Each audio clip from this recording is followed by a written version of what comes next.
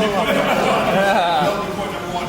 So the first thing, Danger has an existing business, which we're quite excited about. We'll continue to map and grow that business, and then work to integrate the services and software services and operations capabilities that they have into the broader line of services work that we do, in particular in Brian's area as well. So you have to think of this as an opportunity for us to move from what is mostly a business-focused services approach to some of our own created in-house consumer-oriented services, now expanding that to include Danger. In part, we acquire the business, in part we acquire the services and operations they have, and in part we acquire the people talent they bring who have many years of experience in that space. And we think the combination of that will add quite dramatically to our strategy and quite dramatically to our ability to reach more larger audience. Let's keep it around. From PC Magazine.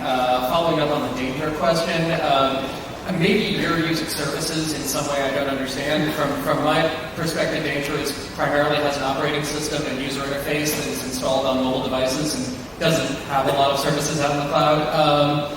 Are you going to be integrating the Danger UI into the Windows Mobile portfolio? Well, I think, first of all, when you actually dig into Danger and understand they do have some other components besides services, but when you actually dig into what they do, the vast majority of it actually is about the social networking and communication services that they provide on top of those devices. And I think that's the place where we'll look to expand on what they do and utilize the capabilities that they bring to the marketplace. And I think that's a logical jumping off point. Is it 100% additive? No, there's probably a few places where we overlap a little bit in offerings we have today, but I think that's natural and not something anybody should be particularly concerned about. So I think you're going to see that expand in a logical way.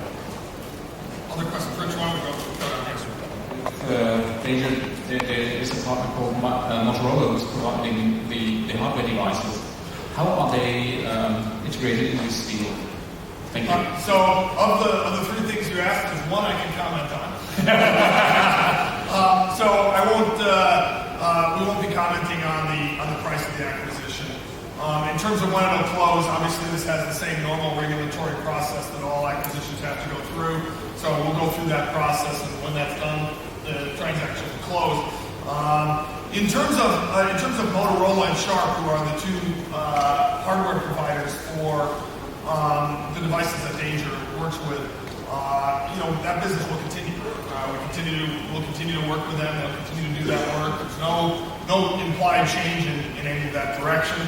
And I think actually, if anything, the combination of Microsoft and Danger gives us the opportunity to expand that business, both in terms of geography and operative relationships, as well as with other services. So I think if you ask them, they both would say it's a positive for them.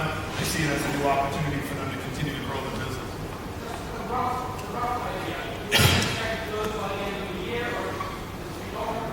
No, a rough idea. I think something will happen certainly this calendar year, probably much sooner than that. But obviously you don't know these regulatory processes, so I don't want to go through too much more than that.